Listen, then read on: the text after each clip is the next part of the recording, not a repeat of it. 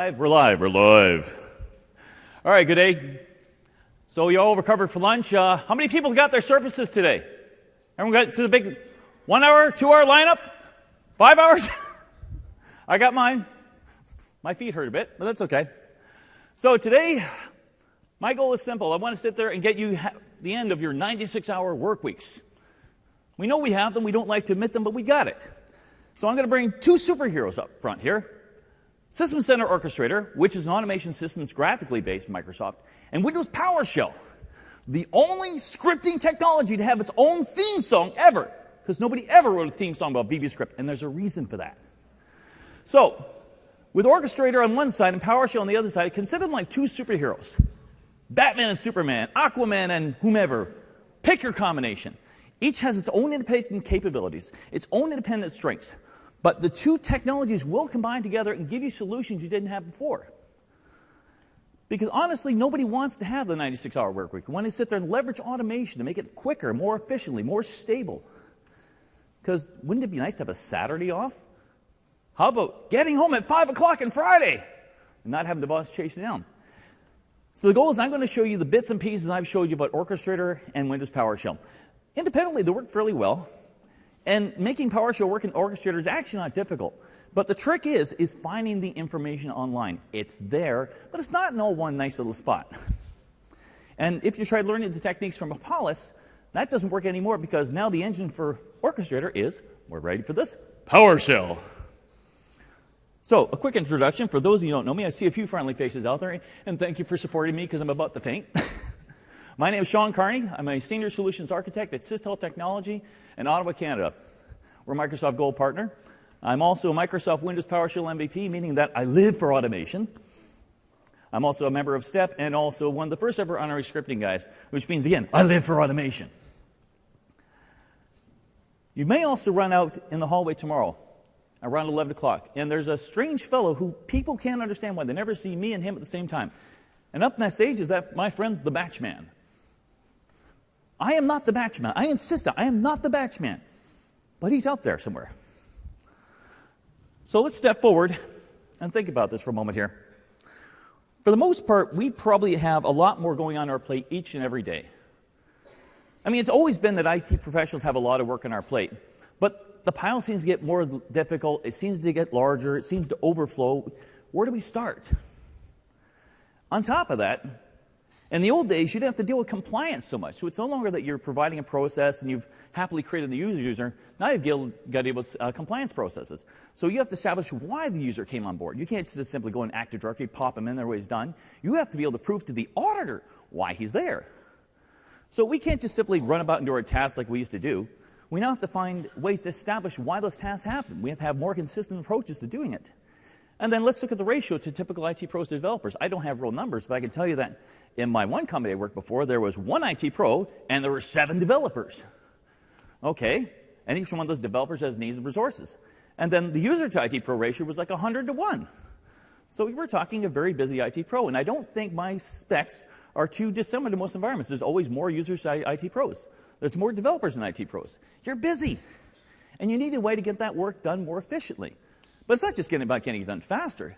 It's about getting it done more consistently. Now, we do have a way we could solve the whole time issue.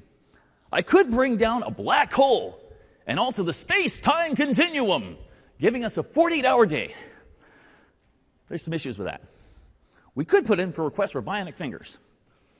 They're a bit expensive. Or I could simply show you a better way. Now, the better way is not going to be costly. The better way just takes a little bit of knowledge transfer. But it's certainly not going to open up the issues with the black hole in human resources and the safety committee, or the finance committee for the bionic fingers, and the fact that most keyboards can't take 10,000 keystrokes per hour. So what we're going to be leveraging are two technologies, System Center Orchestrator and Windows PowerShell. Now, Orchestrator out of the box is a graphical automation system. In fact, I like to think Orchestrator is scripting for the non-scripter. It's very task-oriented, very activity-oriented. There's code running behind it, but you don't have to know that. And then we got Windows PowerShell. Windows PowerShell, the one console-based system that gets me singing because it's easy to work with the IT professional. It allows an IT professional to write code without actually realizing he's writing code. You take these two technologies together, and Oh my God, the things you can do. Oops, wrong keyboard. So first up the bat, let's look at System Center Orchestrator. So as I said, I like to describe it as scripting for the non-scripter. It's not a scripting system, it's an automation system. Allows you to devise runbooks, which are, to the PowerShell person, would be the equivalent of a script. But a runbook, if you look at it and design it properly there, it's all graphically represented, and you can actually draw up what almost looks like a workflow in your runbook. In fact, if you do some runbooks properly, they could actually mimic your business processes. So here's a big advantage to Orchestrator. I could actually draw up a runbook that might mimic my onboarding process and show it to my manager. And the manager looks at that and says, well, yeah, our onboarding process looks like that. Good, that's fine. Go to your work. In the meantime, he doesn't understand how the code works, nor does he have it. He just knows that you've drawn a process that matches how his task needs to happen.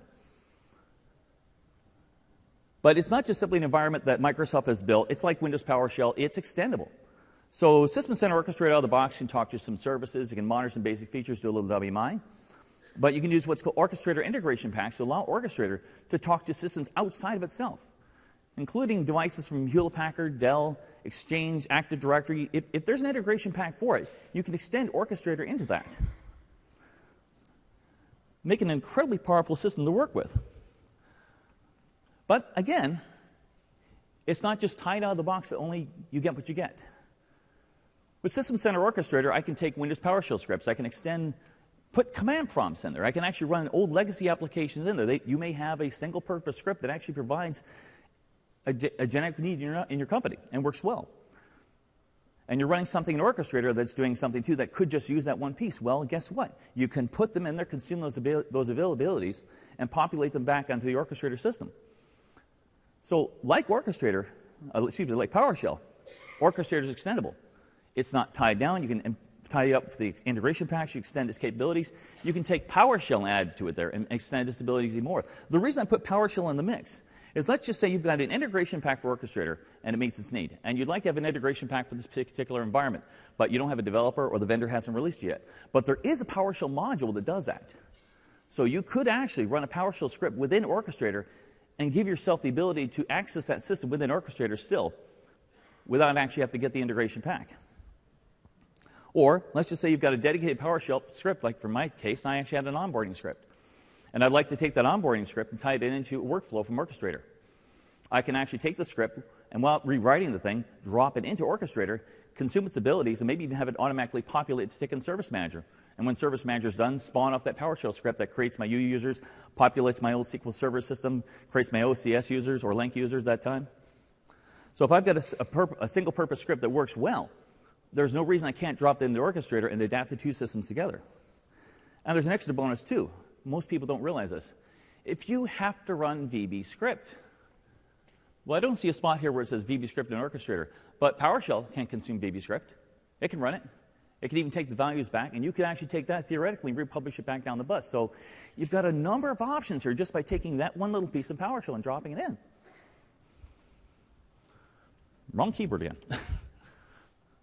So today we have a task at hand, and I'm actually going to use this as a scenario because this is actually how I learned how to make PowerShell and Orchestrator work together.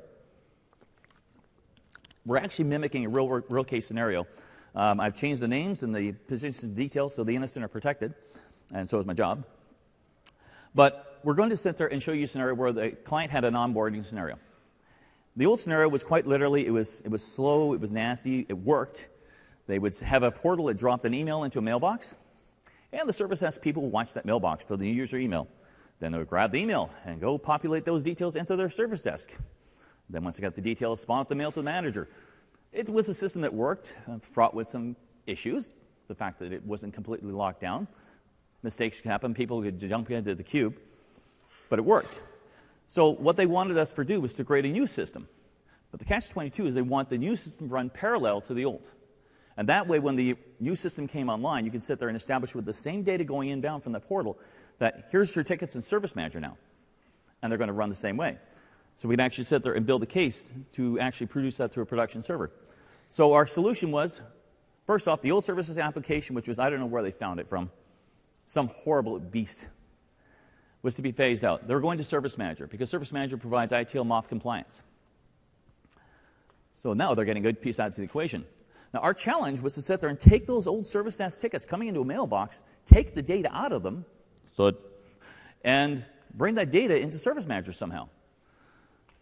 So the cool part with Orchestrator, there's an integration pack. So Orchestrator out of the box can talk to Exchange, but there's actually an integration pack developed by the community that allows Orchestrator to monitor an email box and manipulate the attachments, manipulate the content from the mailbox. So with that content, the content was an XML attachment. Now, Orchestrator can do a lot of things, but PowerShell was really good at being able to take an XML file attachment, parse that data out, and actually reproduce the new values in Service Manager. Now, we also have another option down the line with that same information coming in. Eventually, they'd like to take this ticket and have it create the user in Active Directory. So I can take that PowerShell script, which is what we did, not only parse the data from the file, but actually build the new variables for Active Directory, like the SAM, the UPN, the home drive, all the details that are required.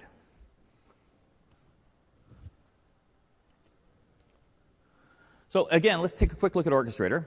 Some of you may be familiar with it, and for those of you who are, my apologies, I want to take a quick run over for those of you who aren't. Orchestrator lives in the land of runbooks. If you use the scripts, think of a runbook as a script. In PowerShell, we have the pipeline, and runbooks, they have the data bus. Values can be accessed in and out of the data bus.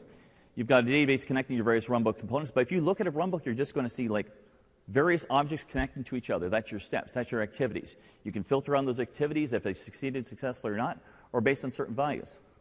The nice thing about a runbook is, again, you don't have to understand code to make a runbook. You're dropping an activity like monitor mailbox, monitor service, examine the property of here. And based upon that, you just spawn the next task, the next task, the next task.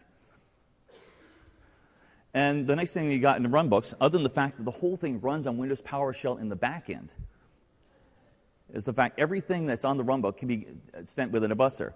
Now, a cool feature with the runbook as well is that when you want to get a runbook out of your system and you export it, it's just an XML file. That's all it is. So it's quite easy to take out of there. Now, as I was saying, runbooks, more particularly Orchestrator, can be extended through what's called integration packs. Now, and if you're not a developer, you might have a little difficulty making your own, but that's okay, because most of the systems out there already have integration packs for it. With Service Pack 1 and System Center, we've already got integration packs available for Exchange, FTP, Windows, Azure, so you can actually manage those environments directly from an Orchestrator server on site. Or, if you want to get really, really, really over the top, vendors are making an integration pack. So as I was saying, we can take packs from Dell, BMC, Cisco, manage those hardware-based devices with Orchestrator. So let's just say you've got an Orchestrator server hooked up to your SAN device, and you'd like to handle the weekend maintenance. Well, rather than taking Saturday off, sitting in front of the SAN device and monitoring the results of that operation, there's an integration pack available for it possibly. So you can actually have Orchestrator spin up the task to do that, monitor the results of that task, send you an email notification or some type of notification indicating pass or fail. If it's failed, okay, then you run down the office. Or possibly, if you want to get even more creative, spawn up a different task that says, well, whenever this process fails, I usually have to run this command prompt. Have Orchestrator do the work. Now, independent of integration packs from Microsoft and vendors, we've got the community. So this is one of the reasons I fell in love with Orchestrator. Like PowerShell, it's got a large community following. Not just Microsoft vendors producing integrations packs. Regular IT professionals, developers, are producing solutions and releasing them to the community. Go to scorch.coldplex.com and you'll find tons of working examples. In fact, we're going to be using one of those examples today for our solution. So it's not an out-of-the-box, this is all you get. It's out of the box. Microsoft's backing it. The vendors are backing it. The community's backing it. There's a reason for it, because it's a great solution, because, again, scripting for the non-scripter. So we're going to take a very quick look over here at a very basic runbook. Let's see if we got the right keys. Is it 3 or 6? Yes, we're playing the button game. Okay, so right now here, we're sitting on a basic System Center Orchestrator server. Now, if we were to sit there and pop up my runbook designer here, down on the right-hand side, we've got a series of integration packs already added in. These are ones that are provided from Orchestrator. You can see they're very task-based packs, like say get IP computer status. You would just drag it over. And everything is literally a task. Get IP status of who? Browse it to the machine. You'll find that most of the activities within Orchestrator are exactly like that. They're very simple graphical tasks. They're very siloed, but they're also very easy to use. And again, if my manager was looking at this, or I had to explain to maybe just something a step above, he could look at that and say, oh, I see what you're doing. You're trying to get some information about this computer without me having to rewrite what the integration pack can do. Now, on our particular task, we're going to sit there and try to get it so that we have Orchestrator monitoring Exchange Mailbox. So in order to do that, we have to bring in an integration pack. Bringing integration packs in is actually one of the easier tasks in Orchestrator, and one of the nicer ones, actually. So to bring in an integration pack, you go to what's called your deployment manager. Within the deployment manager, there's a click over here, the series of Orchestrator packs that are already provided in here. If I want to add one to the system, we right-click on integration packs, register IP with the Orchestrator management server, lovely wizard, next, add, and you're actually going to browse the location. As you can see, I went a little crazy on getting integration packs today. Most of these are all free, freely downloadable and usable. Go next, finished. And now it's at least accessible within your Orchestrator environment. But this is nowhere on any of your runbook servers right now.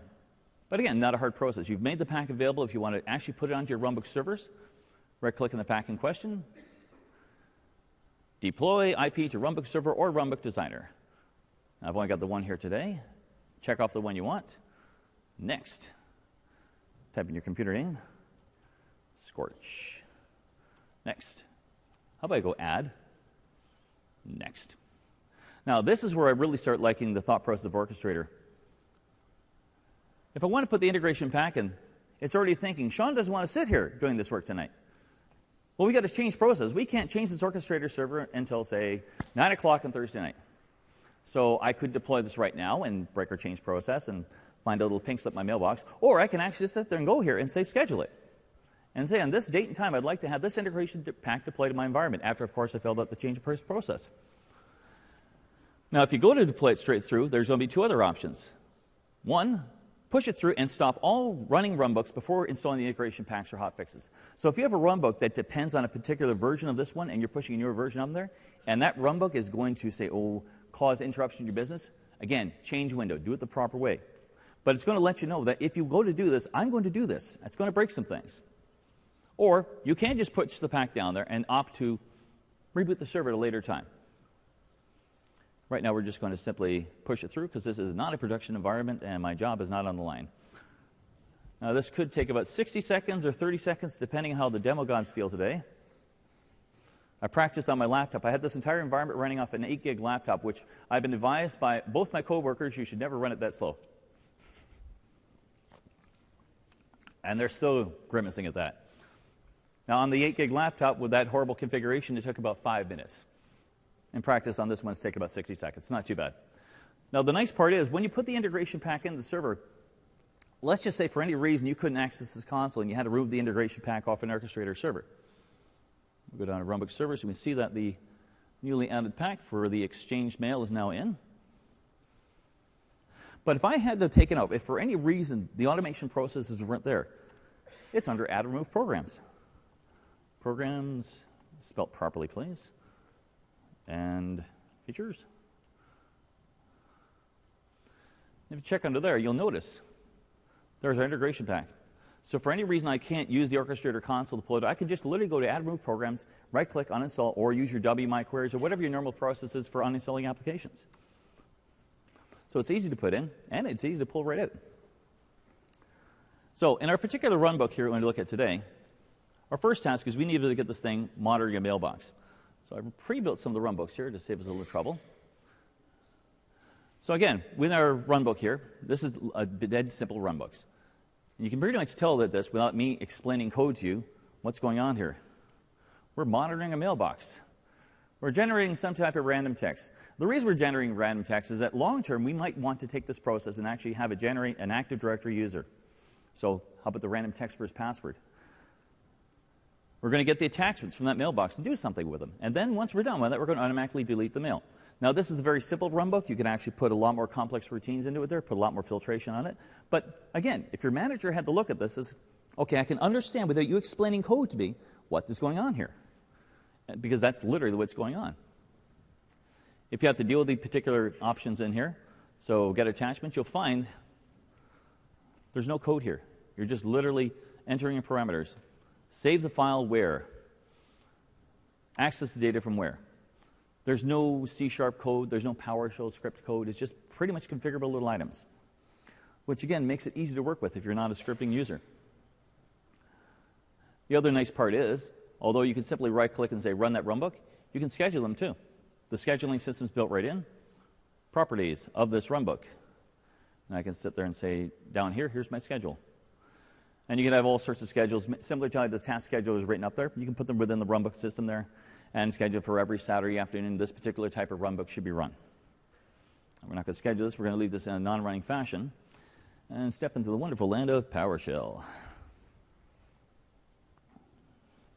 Click. So, as I was saying, putting PowerShell into Orchestrator is actually a really cool option some people didn't consider they have. Or if you did consider it, try to find the documentation. I mean, it is there online. But one of the problems I found when I was trying to find details about Orchestrator online for anything is that Orchestrator, I search for it, and I find like people orchestrating music. So I didn't quite get the hits I wanted right away. But the techniques actually aren't difficult. So if an integration pack doesn't exist, so we want to talk to our SAN device, and there's a PowerShell module, say, from Dell, to manage the equal logic. But the integration pack isn't there. We could theoretically take a PowerShell script, have it consume the module, do what it has to do in the SAN device, and then populate the results back down to the Orchestrator runbook. So again, you can automate that thing in a slightly different manner. It may not be that you just want to run the script and manage the device. You want to run the script, report on the results of it, or maybe take different actions if things went in a particular fashion, and let Orchestrator do that work. And let's just say you had an integration pack that did one thing and a PowerShell script that did another thing. Two of them combined together, you might do something even better. Again, you can consume the integration packs where you need them and consume the PowerShell scripts how you need them. And maybe in some cases you don't need PowerShell. That's absolutely fine. In both cases, the way I look at PowerShell is the same way you'll hear Jeffrey Snower describe PowerShell. It's just another tool to get you home earlier. Well, Orchestrator is the same thing. Use what you need out of both environments as you need it. You can put PowerShell in there and say it's really cool, but use it as you need it. But the cool part is when you run a PowerShell script in there, you can take any PowerShell variable that's in the system and publish it back onto the Orchestrator database. Now, there is a caveat. The Orchestrator database can only take, databus, can only take three types of variables: string, date time, and integer, which most of the time won't make a difference, but if you've got a PowerShell script that's returning a custom object, you might want to take your script and do a little tweaking, modifying to have it publish some values that are more useful. Now, the other thing you've got to watch out for is the .NET window that they have for putting PowerShell scripts in there. It is not an editor. I found this out the hard way because my first time I was editing the script there, I deleted something. There is no Control-Z option. But that's okay. What you want to do with that window, first off, you're not going to be designing your script in the window. You're going to sit there, take the PowerShell ISE or your favorite ISE of choice and build the script. Make sure the code flow works right. You're going to use your own variables. Then once you know the script works, you're going to take that and then put it into Orchestrator. Because when you put an Orchestrator and things break, you want to know where things broke. If my logic flow is right and the variables are fine, then it must be something that was introduced by Orchestrator. Now, wrong button again. There we go, back onto here. All right. So if we have to actually, I'll give you a very quick sample. If you want to actually get a PowerShell script in there, we have to get to the .NET, where they hide that little fella. Monitor SMG. There we go. Run program, run SSH. Send. There's lots of features. There we go. Run .NET script. You drag it over. Double-click on it. What type of .NET script are you running? And it's not just PowerShell. It is a .NET script. Now, will our little friends behave for me? Computer's pausing. It's thinking about it. There we go. So, for those of you who are programmers out there, it's not just PowerShell. C#, JScript, PowerShell, VB.NET. So there's other options outside of this too if you're a developer. But in our case, we're just going to drop in a PowerShell script. We tell it OK. And literally, all you want to do is take that script and paste it in the window. So in this case, if I was taking a PowerShell script, let's just do a silly one like foo equals hello.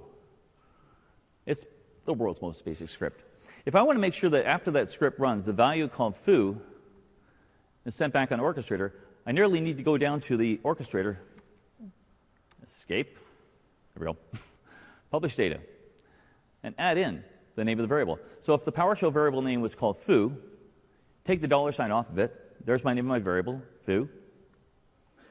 And then up here, you give the name of the variable on the orchestrator run bus. Now, me in particular, you could change that to any name you want. Foo is Bar, foo is Joe, foo is Peter. Me, I like to keep them the same. It makes it a little easier to keep track of what I've been working with for my variables. So, foo, foo. Sounds like a poodle, doesn't it? So, okay, finish. And now, if I ran that PowerShell script and had another runbook after it, restart system seems like an appropriately useless one, but let's just play it over. If I had to access data from here, let's do subscribe, publish data. There's our run.net script. There's a variable called foo. If foo is actually the status message from something from the PowerShell script, I can now have Orchestrator consume that and do what it wanted with that status. Now let's just get rid of our silly little runbook that does nothing and show you the one that actually does something. Yes?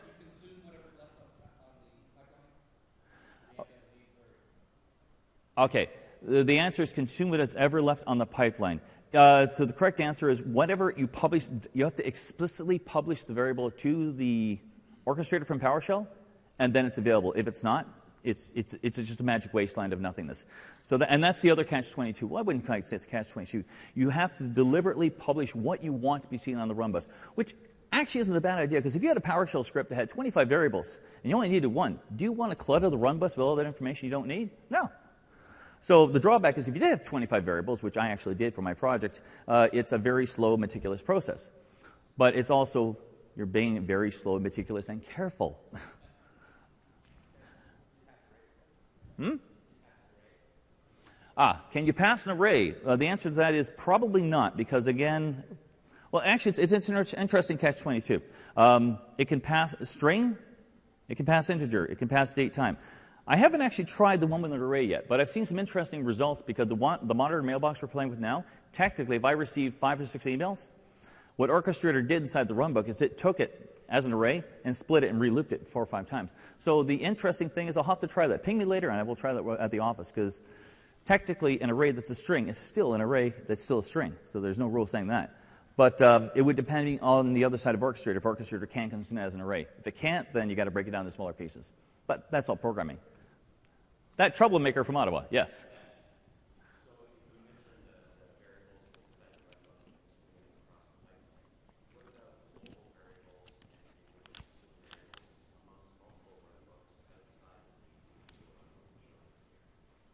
Local variables and being able to consume outside multiple runbooks. That's a loaded question, sir. We'll go into local variables in a bit there. The interesting thing, and I'll mention this later on there, is that what you'll see in the runbook is the variables that are accessible when this runbook, literally look at this space on the screen as its own little box. So if there was a variable on this database called Charlie, Charlie can only be seen within this runbook unless I explicitly go down to when we do the invoke runbook, initialize variable, and say take the following values and pass it on to the next runbook and expose it to the outside world. So each runbook is its own tiny little world. Now, in my samples here, I've broken up multiple runbooks just for neatness. But although this could actually be one simple runbook. But if you need to sit there and make sure that a variable couldn't be accessed, that's another way you do the runbooks. But we're going to get to variables and global variables later, because that's an interesting little debate as to how you should be using your global variables. But over here, let's take a look at our PowerShell script here. Now, what this script is literally doing is monitoring a file that's being dropped from the mailbox. Now, the interesting part is most people didn't realize accessing the orchestrator data from PowerShell is just a matter of right-click. So let's just go down here. I'm going to have a little variable. I don't know why I like the word info, but I do, because it's easy to type and it's hard for me to misspell. Info equals. If I want this to be assigned a variable or a value that's when the orchestrator runbooks, literally subscribe, publish data. Let's go to from, and now we've got that value in there. But the problem is, PowerShell and Orchestrator, when they do their variable game, PowerShell doesn't get to point to the orchestrator variable and have it just kind of pull in from the data directly. What Orchestrator will do is take the value and physically type it into the script. So if you were to look at the script running in Orchestrator, when the variable gets supplied, it actually erases all of that and puts in the actual value. Now, if that's a string value and there's no quotes outside the string, what do you think is going to happen to the script?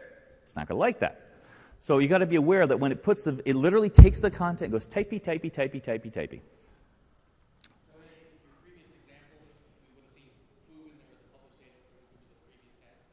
Well, if you're publishing it out from the outside, that's one way. But if I go down from PowerShell and try to consume from Orchestrator, Orchestrator will actually replace my PowerShell field up here, receive from initialized data. It'll actually replace that content with the Orchestrator variable. But if that's a string variable, and in PowerShell I have to have quotes outside my string, that would be exactly the same thing if I said info equals ABC with no quotes on there, in which case the script would throw an error and be bad. So just be aware that when you're subscribing to the values from Orchestrator, from PowerShell, that Orchestrator is not pointing to the variable. It's physically erasing the content from the script and replacing it with its own value, which is a bad solution, but it works. But being aware of how it works is the important part. Hey, if life was easy, we'd be unemployed. But here's the other catch-22. So as I was saying, if you want to do work with a script, well, the most important part, if you're going to do any work in Orchestrator to Runbook, export it first. Cover your rear end. That is the way to do it. There is no undos in Orchestrator. The undo is like Microsoft Word before you had autosave. So if you had a Word document, you want to make sure you save the revision. Save the revision, do File, Save As, pick a name, File, Save As. In Orchestrator, if you want to have multiple revisions, it's literally File, export that runbook, give it a name. Unless you want to go back to the Data Backup Protection Department and ask for a restore of your Orchestrator database. That can go badly. But in the PowerShell side, if you had to do some quick PowerShell stuff, and you wanted to do a quick and easy protection of yourself, now, as I was saying, you can't do Control-Z here. If I was to delete this right now, there is no Control-Z. But there sort of is. The world's most powerful and free application from every version of Windows. Notepad. And this works well for it. Paste it in. Now, here's an interesting piece. You're going to see lots of little GUIDs that are in text on here. If you were to copy this into a brand new PowerShell script in the same runbook, the actual script and the GUIDs in Orchestrator are all text-based. So I can actually copy this out, go back into the PowerShell script, paste it in, and these GUIDs will point directly back to the original Orchestrator variables. I don't have to actually rebuild everything. But here's my just in case, because, oh, look, Sean's working on the runbook, and I've deleted a very important field. Okay, well, I'll just do Control-Z. Doesn't work. Now, I happen to know the guy who's in charge of the Orchestrator thing and System Center very high, and I'm politely asking him to please fix this, because he's a really nice guy, and I'm certain they'll fix it. But right now, be aware that if you go to edit this PowerShell script in this window, there is no undo. Hit cancel. Let's see, remove the data. No. So I can't. Now, actually, technically, you're right. There is a way you can undo that. If you don't check out the runbook, good thing you reminded me of that there. If you don't check out the runbook, you do have a bit of a fallback. So every time you want to edit this runbook and make a permanent change, you're going to have to check out. Now you can actually mess it up and screw it up. But we won't do that. So that is another good fallback. Good thing that you reminded me of. That's a critical one there. That if you don't check out the runbooks, you still have a bit of a gray zone. But because we're all busy and we all make mistakes, if you're going to edit that PowerShell script, grab it, put it somewhere else, copy it here, and then you can put it back in later on there if you've done something dreadfully bad. Now, if you do have to sit there and get this runbook out, it's no more difficult than right-click, export, pick a location for your runbook. Oh, my other backup. Now, when you export it, here's one of the things you got to look out for. See, there's global variables, and then there's your runbooks. On a runbook, when I'm exporting it, I can sit there and say, I want exactly this runbook over here, and be very granular. But when you're exporting the global variables and the rest of these sections here, this is en masse. It takes everything. So if you've got a couple of different runbooks on there, and you've got a lot of global variables, and the variables aren't changing, and you're not playing with them, don't export them. Make your life a little bit easier, because if you go to import it, it's going to prompt you that every time you're going to bring this global variable back in, do you want to overwrite? Do you want to overwrite? Do you want to, oh, by the way, do you want to overwrite? So all those things are actually outside the current runbook? Yep. No, they're all accessible from the runbook. But each one of these, as you can see, everything's broken down into different little subsections, are all different options that can be exported from your Orchestrator environment. Now, where was my brain? What was over here, of course? I did say I didn't have any coffee today, right? All right, let's pop over. Now, one of the bigger things you want to be aware of is debugging. You put things in there, things are supposed to work, right? They work right away every time, right? Guaranteed 100% of the time. So I told my boss. What I like about Orchestrator is it's got a really good debugging system in there. Now, it's not Visual Studio. I won't put it on the same level as that. But when things break in Orchestrator with your runbook, each runbook has its own logging system. And it's not like a simple event where it says, I broke and that's that, and you have to guess the answer. It'll actually tell you exactly where in the runbook the failure happened. You can actually pull it up. You might get a bit of a .NET answer for the error code, but it'll tell you exactly what happened when that error happened. There's also a runbook tester within the runbooks. Now, I'm going to warn you about the runbook tester. It is not a sandbox. Repeat after me. It is not a sandbox. Meaning that when you're testing that runbook in the runbook tester, if you're pointing to your production Active Directory in the runbook, you're running the runbook tester, you're still pointing to your production Active Directory. So this is where you want to look into, if you're really using Orchestrator on a regular basis, you're starting to develop runbooks more and more, have a production and a development Orchestrator server, with each one having its own unique configuration. So when you do the runbook development and the development one, you make a mistake, you don't shut down the main SQL server or delete a few hundred users. You want to sit there and have a safe environment. But when you get right down to troubleshooting them, the logs, the events are very detailed. When you run through the runbook tester, it'll actually sit there and show you as you're stepping through each individual process, it went through successfully. Here's the values, here's the variables. So you can actually sit there and see the runbook activities and see the values in those activities when you're running through the debugger. Now, my favorite friend, Windows PowerShell, does have a few little catch-22s. See, the debugger just kind of says, PowerShell script failed.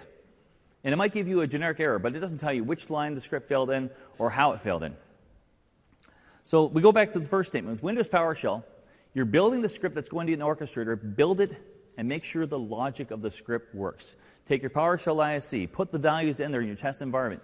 Make sure the script works exactly the way it's supposed to do. And then introduce it into your Orchestrator environment.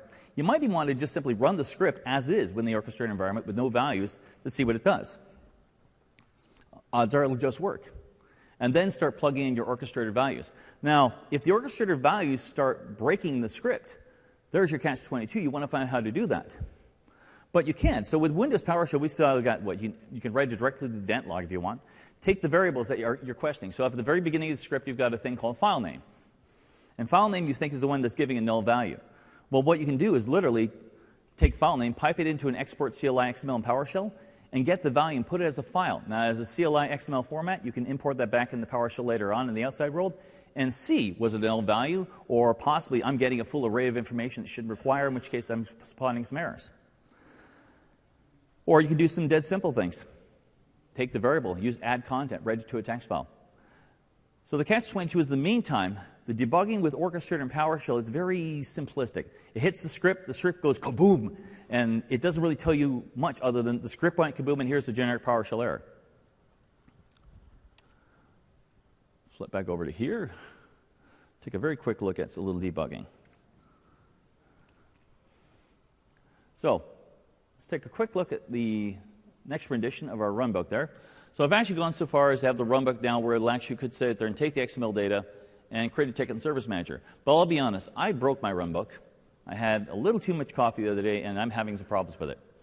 So let's run through the process from our environment here to actually populate data in this runbook. So we've got a mocked-up version of the front-end portal. No, that's a PowerShell script. Clickety-click. Just for trivia's sake, this entire form is all PowerShell. So let's go Johnny Quest, who now works here in New Orleans, and we'd like to create a new user request. Submit it into our system.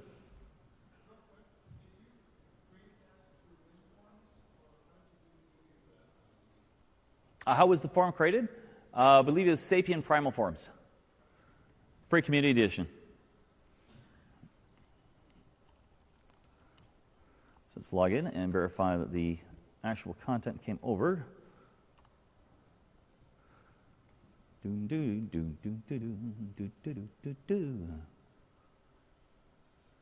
Where's Alex Trebek when you need him? There we go. So we've got a new email request. Created my form is dropped in the mailbox here from some guy named Sean Carney. I don't know who this guy is, but he's a troublemaker. He's always hiring new users. Never checking with the managers. So with the form in place, our system is designed. It's going to monitor this mailbox, pull this email out, take this attachment off here, and parse the attachment. So I'm just going to run it because I think everything's working pretty good here. So monitor email, run the runbook. Now right off the bat, when you're running a runbook, you'll notice down here, not does it simply monitor what's happening on there, it's actually monitoring the individual events on there, telling you that this one worked, I'm working on monitor mailbox right now. It'll run through, it'll do its work, and when it finishes, it'll hide away. Now, in this runbook, there's already a log history of all the good and bad things. Now, as you can see, I've been playing our good friend. Green is good, red is really bad, yellow is, huh? So in this particular runbook, something happened. We got a warning. So rather than playing the guessing game, I can actually double-click on here, and it'll tell me that, well, I ran monitor mailbox successfully, I generated the random attachment, then when I went to run get attachments, something really bad happened. I just simply failed. But if I double-click on that fail, it gives me more details. Error, summary text. Now, this is a bit of a .NET error, but you look at it. The network path was not found. Well, I know in my runbook at that particular part, I'm actually saving files to a folder. So I can actually go right directly in there because it's told me that the get attachments is where the error happened. Take a look at there. See if there's something obvious. And the something obvious is it worked properly and wasn't supposed to. Okay. Won't worry about that there. Yeah, it was actually successful later on. I played it, I broke it earlier today, and I fixed it. Shame on me. Now, did it give me the second one on the fail? That's irritating. Because earlier on I had broken the entire runbook. Shame on me. Shame on me. I actually fixed it all. Let's break it. Let's have some fun. So in here, we're going to tell it to look at the variable code from and break the PowerShell script. Just so we can see what happens when you get a PowerShell error. So let's generate another new form in here. Or I should we'll cheat. We'll take the same user, we'll mark it as unread, because that's I know how my runbook works, and we'll just rerun the content through. Monitor email. Now in the meantime, this runbook is still working, still watching the mailbox. So as I mark the email as unread, it should actually go through and start sending it through. So if you use new tasks, if you use modify tasks with the runbook, So the runbook doesn't actually stop running until you explicitly say stop the runbook. So if I've got a runbook that says keep monitoring this mailbox, until I give it a parameter that says keep doing this until X, it'll just keep doing it and run in the background there. Or if you have a scheduled task that says please stop this runbook from doing that at particular hours and times.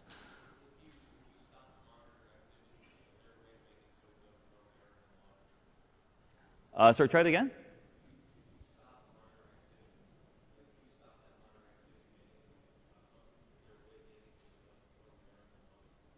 So if I manually stop this runbook, is there a way for it to throw the error in the log?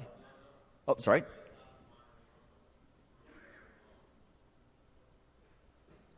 Well,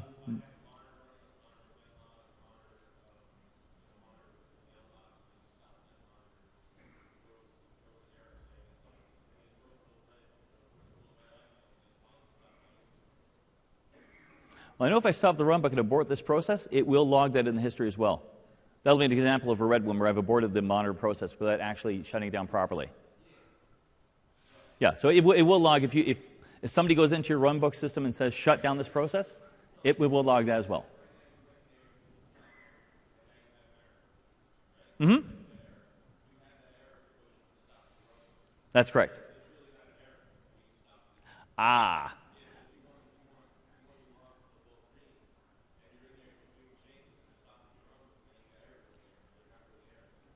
True, correct. So the question is there a way to avoid these little red ones that aren't truly errors? Top of my head, I don't think so. I think the reason you're going to find these in there anyways, be more close of an auditing standpoint, is somebody's working on the orchestrator console that's not you. We want to know who is messing with things. Now, that's a quick answer, but the fact is that it might be possible. I just never have thought to turn it off there.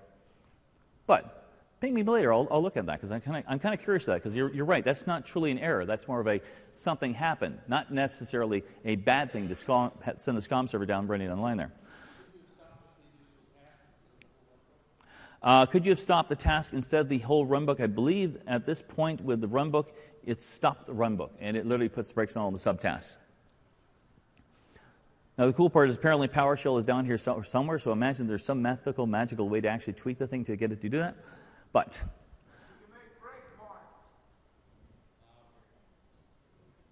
bing, bing, bing.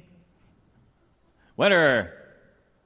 Okay, so as we're saying here, if you're going into the runbooks, if there are bad things happening, you can actually identify where the failures happen. Let's see if we can find an example of the PowerShell one, because unfortunately I fixed the script before I went on stage, and I should get a smack on the hand for that. Okay, so here's a warning. Here's one where I broke it. So over here, that's what you get. There was an error in the script, and all I got was cannot index in a null array. It doesn't tell me what line in PowerShell the error happened. It doesn't tell me why it happened, just generic error. So if this was a running script, normally my ISC, and I brought it into Orchestrator, you might want to look at the Orchestrator variable. So again, what I've done over here to make it so we could pull the data out is wherever I think that there's trouble making errors and trouble making spots, build a simple log file. Add content, take the value and throw it right down there. Or the second one I like even better, pipe the value into an export CLI XML. That's going to give you the object from PowerShell. So that you can actually step out of Orchestrator, line around, examine that value and say, oh, that's an array. That's not supposed to be an array. I've got to relook at why an array came into there. It's a little clunky, but knowing that you can do it and how you could do it is the important part.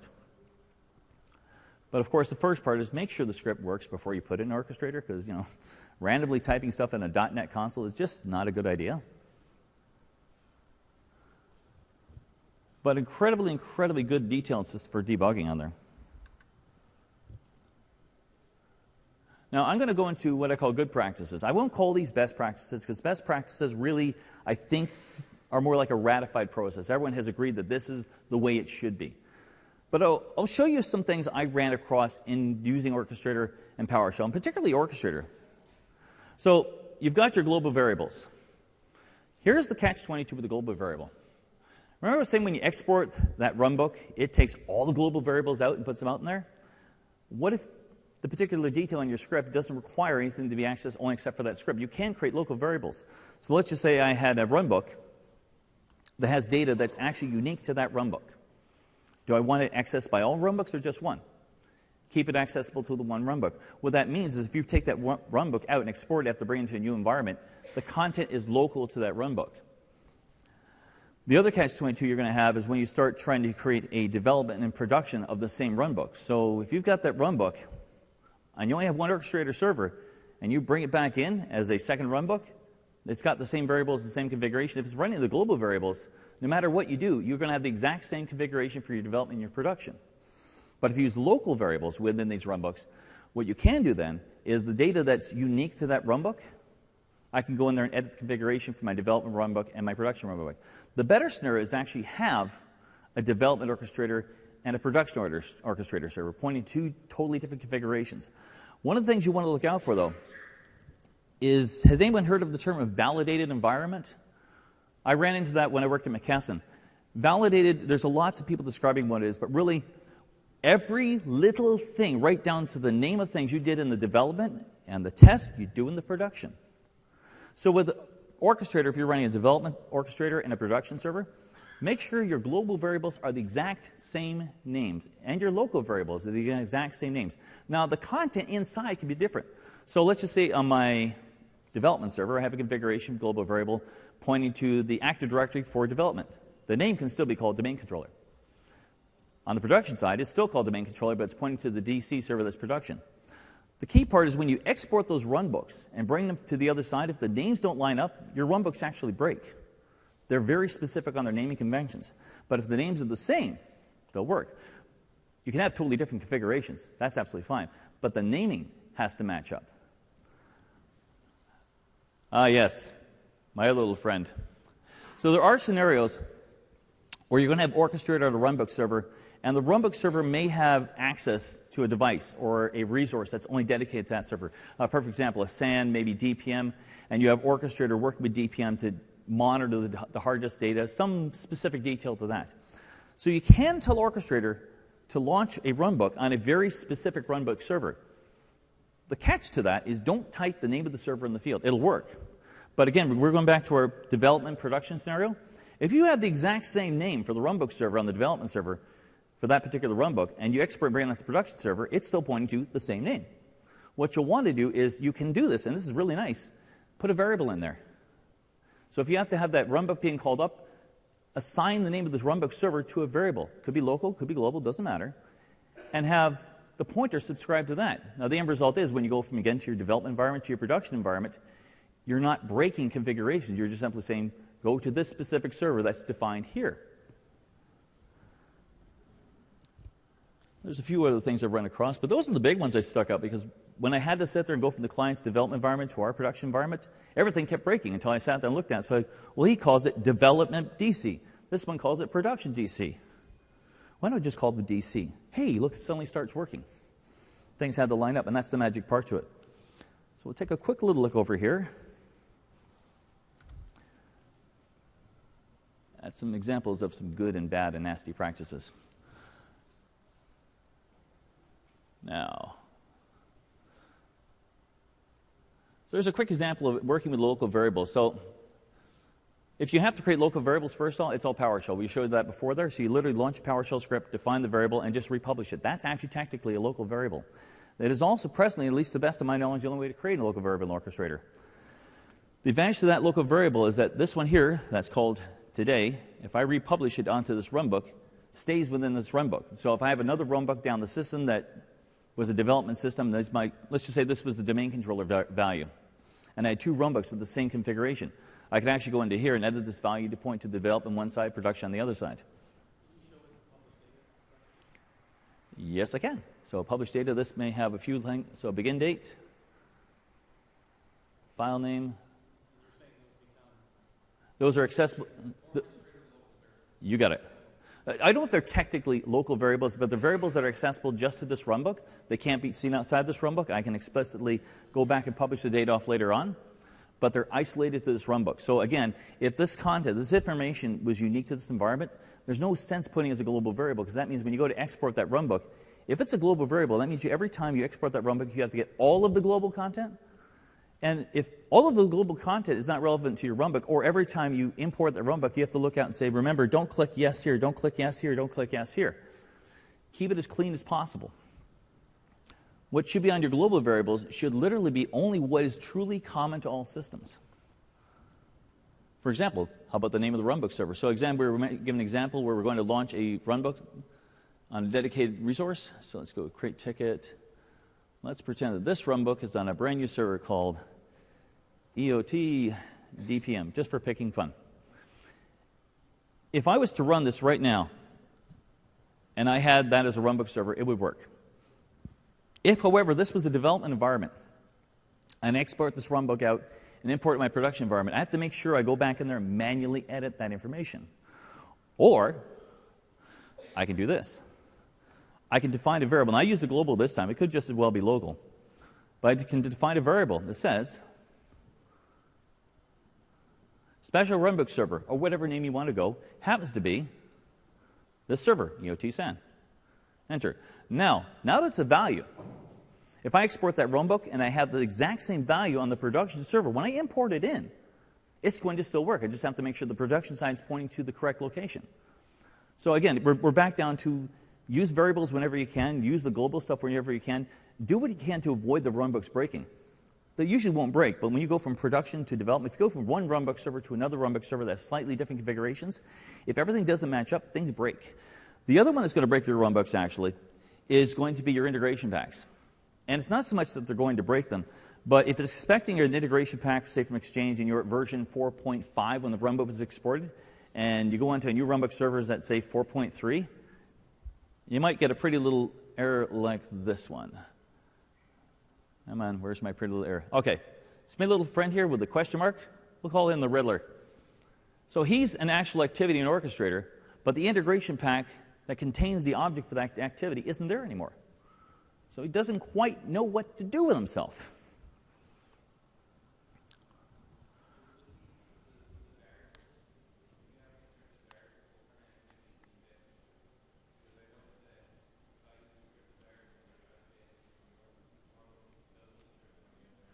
Ah, yes, encrypted variables, they're special.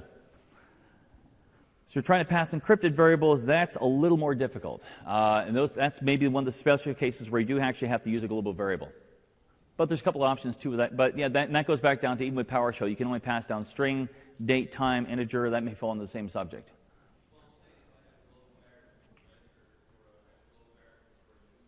Mm-hmm.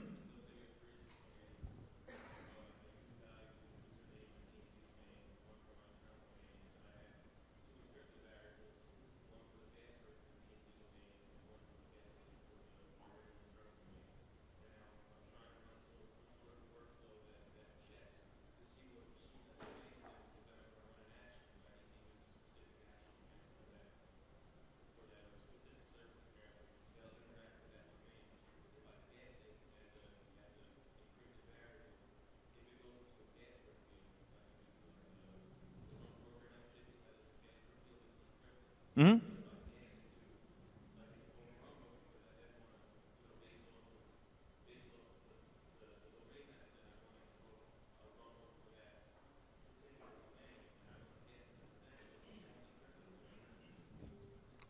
Yeah, that's that one you might have to get me off the line on. That's a more interesting one to work with. But goes back down to the many options and sometimes the many caveats with Orchestrator. Beautiful system, very specific in how it works, but sometimes you have to go the PowerShell route. And sometimes there are situations where you can't mix the two together. You may have to go find an altered solution. Sometimes it's not the right solution. Then again,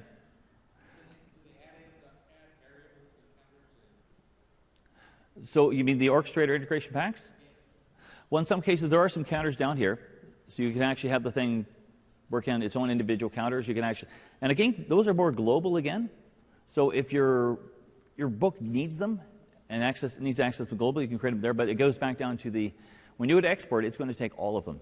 When you bring in the integration pack, may you see new counters and things like that? The question is, if you bring in a new integration pack, we'll bring new counters. The honest answer to that is, I don't know. I haven't seen any yet. That doesn't mean they don't. For the moment, I haven't run into that yet. There we go. Now, where were we? My brain has just rebooted. No, it hasn't. Yeah, that's okay. I should have myself a good coffee. I'll have one afterwards. Now, one of the things I didn't like about Orchestrator, I looked for the PowerShell commandlets. I looked high and low for the PowerShell commandlets. And I cried. I couldn't find them. But actually, in all fairness, there's not a lot in Orchestrator you need to manage outside of Orchestrator. It's a runbook, it's an automation system. But it's nice that you want to be able to sit there and tweak some things. And maybe I want to sit there and start a runbook manually without launching the GUI process. Maybe I need to have a thing that shows me all the runbooks are my runbook server. So our good friends in the community at scorchcodeplex.com, actually this one was on orchestratorcodeplex.com, some brilliant gentleman sat down and learned how to talk to the web services of Orchestrator and wrote PowerShell commandlets that'll talk to them. So the nice part about this is I'm not a developer. I am not by any stretch of the imagination a developer. But once you have PowerShell attached to a resource, I can consume it. So with the Orchestrator web services, you can actually talk to the runbooks directly, get lists of the runbooks, start the runbooks directly without using the runbook's internal GUI. There's probably a few more things on it. This is still all ongoing. But you can download them. They work right away. They talk to the web services. It just connects, does the magic work, works quite nicely. And again, an excellent contribution from the community. So the commandlets that we wanted weren't there. And the community stepped up and said, well, hang on here. Let's try this. I don't see a lot of need for commandlets myself in Orchestrator, but maybe you want to sit there and just start up your runbook automatically outside of the scheduled service. So we're going to take a quick little look over here at some nicely downloaded commandlets that the community have produced in the land of PowerShell. All right. Let's get over to the side. I still love aliases in PowerShell. I know there's set locations, all commandlets, but I still do CD and DOS like I always should have. So we'll go down to our, where did I hide you? Scorch Web. So, download these from orchestrator.codeplex.com, and it's a dead simple PowerShell module. You're on your Orchestrator runbook server, import module, Orchestrator service module. Want to get the commandlets from there? Get command, module, Orchestrator. So not a lot, but some nice basic commandlets introduced by the community that can actually talk directly to our orchestrator server. So with these commandlets, now, if you don't know how these work, he's actually provided some test PowerShell scripts that actually launch the commandlets and show you all the parameters and all the help. So technically on the PowerShell side, they're not written quite right because the help information is not written in the script the way it should be, but he's written excellent help inside the script on how to actually use his commandlets. So to connect to the orchestrator server with these commandlets, we can simply do, where's my instructions? No. In front of me. All right, we're going to connect to the URL of the orchestrator server by using the get orchestrator service URL. And the name of our orchestrator server is EOT Scorch. And really, this is a simple little commandlet. All it does is every single orchestrator server that has the web servers online has a URL something similar to this. And all it just does is takes the name of the server and builds it for you. Makes your life a little easier. But once you've got that object, we can sit there right now with these commandlets and say, let me get the orchestrator runbooks from this particular user, the server. Service URL is the one I've just defined. Runbook path. Whoops. Tick, back, tick. Now, if I do anything fancy, it's just going to return a pile of objects, which are the individual runbooks on the orchestrator server. Takes a while, thinks about it. There we go. Yeah, that's not very useful. No IT pro worth his cents would read that. But because it's an object in PowerShell, I can still take that and do useful things with it. So I'm going to sit there and say, first off, sort it out by the path variable, and just show me the path, because that's actually where all the runbooks are, the individual paths. Select object path. That's a lot more useful. So now from PowerShell on the outside, I can actually talk to the orchestrator without playing with the database, without doing anything nasty, using the existing services offered by the web services, and pull down that data. Or, if I want, I can pull down some more information like path and maybe the GUID of the runbook. Or I can sit there and store the entire pile away. Let's see. Runbook equals. No. I'm writing this down because I can never remember all my different paths and commandlets. Runbook path. So it should be all the ones at the root. And sort it first. Sort object by the path. And now what I can do is this cool thing. I can actually tell orchestrator with these same commandlets, he's got one that'll say start runbook. So I can do start orchestrator runbook. And let's just say the one that's called runbook. I don't know its name, but I know that it's my pile. I'm going to take the very first available runbook. So this runbook is now running without me using the schedule task. I can now check on that. Get orchestrator job on the server that's defined by the URL. Where the status is, I believe, running. Running. No, it's walking. So I can now actually, with PowerShell, thanks to these built-in commandlets defined by the community, check information inside my runbooks without having to go through the GUI. I'll be honest, I'm not quite certain why I'd want to manage from PowerShell, but when I saw this, I thought, well, I can actually see myself being an IT pro, and I got to fire up a runbook right away. I don't want to launch the GUI, go click. This is the particular task I might have to spawn off the Friday weekend because development's got some environment that just never runs quite right. We have to restart the following 5 processes and restart this one server.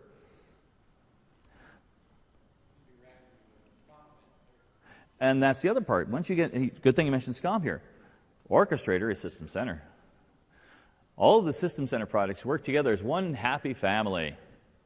So you don't even want to know the cool stuff you can do with SCOM and System Center Orchestrator and Service Manager. The cool things you can do is like, oh, look, this server failed. Well, I just tell Orchestrator. Maybe Orchestrator open up an incident ticket in Service Manager. Now Service Manager is going to... It's just insane the stuff you can do. And again, it goes back down to automate the parts you need with it the way you need it, because the end result is you might actually have that weekend off, because rather than the alert happened and the bad thing happened in the system, and you had to take Saturday off, go into the office, the alert happened. The system worked together, mitigated most of those issues with maybe even provided a resolution. So the cool thing between Orchestrator and PowerShell is, like I said, it's that Orchestrator is automation for the non-scripter. But you've got PowerShell, that if Orchestrator doesn't quite meet the need, you could take PowerShell and drop it in there, extend its capabilities. You've got two systems that are supported by the community. Again, outside of Microsoft, regular IT pros are adopting these technologies, not because Microsoft said to use it, because they said, I see the business value to it. My boss says, I need to get home earlier because you're really tired out. Or better yet, we need to hire a second IT pro and we can't. We don't have the budget. But if you can automate some of these basic processes, that's better. Or we can use Orchestrator, like we did with this one example, to make a user more compliant for the onboarding of staff. There's various features where Orchestrator gets used and doesn't get used. Sometimes you just use pure PowerShell. Sometimes you use pure Orchestrator. Sometimes you just let SCOM do the work. But every one of these are tools available to us. But again, with the parodies, I love them because the community support from it. Like the community is the one developing a lot of these integration packs and made this very ability to monitor the mailbox was not developed by Microsoft. This was the community saying, we have a need. We're going to make that need. Now let's publish and share that need because none of us wants to have that Saturday afternoon where we don't get to go home.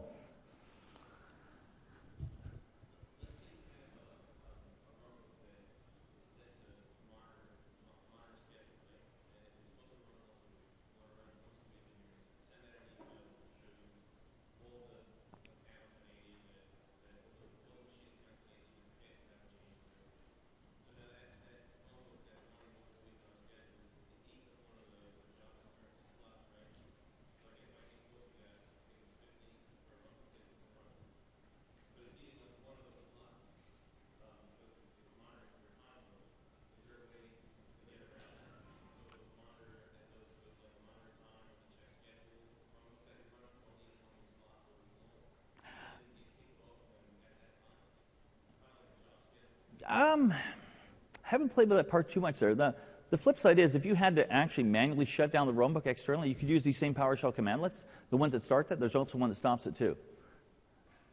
I'm not sure if that meets the need though.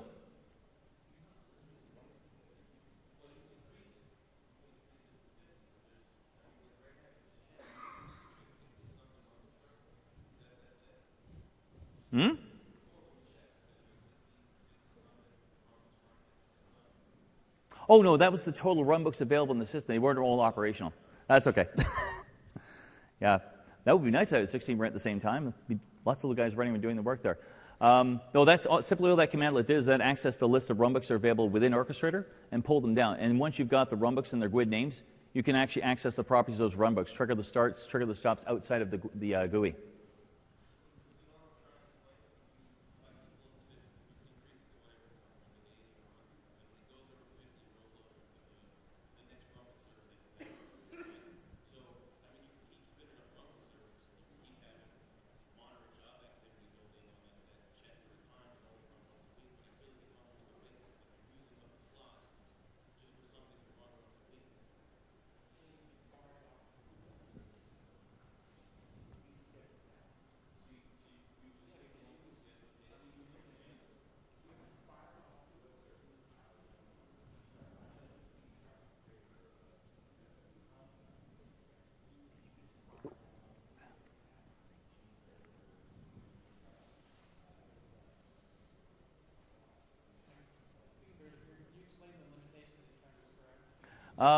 Actually, you might have to use the microphone. I can barely hear myself.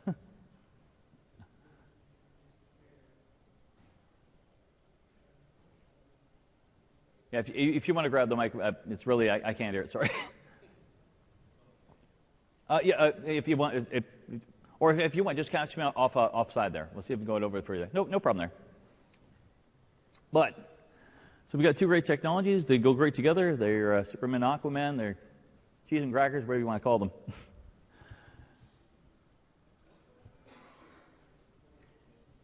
I'm sorry?